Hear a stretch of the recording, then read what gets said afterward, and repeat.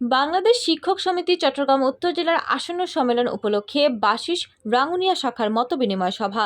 বাংলাদেশ শিক্ষক সমিতি চট্টগ্রাম উত্তর জেলার আসন্ন সম্মেলন উপলক্ষে বাশিস রাঙ্গুনিয়া শাখায় মতবিনিময় সভা বৃহস্পতিবার 8 মে পোমরা উচ্চ বিদ্যালয়ের হলরুমে অনুষ্ঠিত হয়েছে।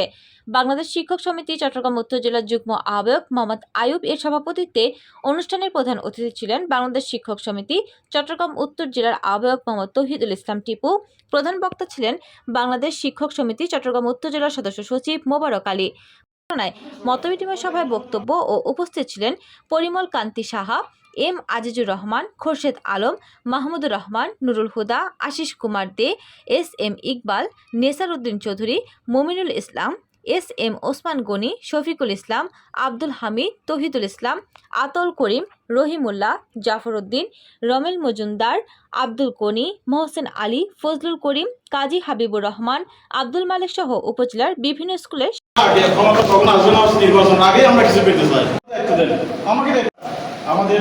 আর বিটিএ থেকে যদি কেউ চলে আসতে চায়, আমাদের দরজা সব সময় খোলা, সব সময় খোলা।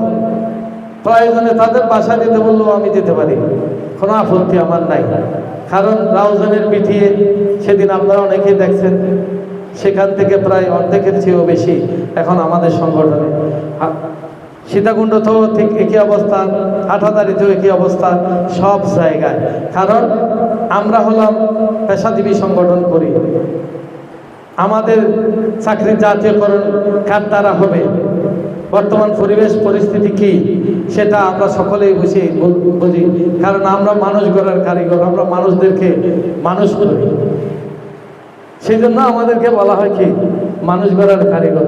সেই কারিগরগুলো সবাই জানে কার দ্বারা আমাদের দাবি বাস্তবায়ন হবে।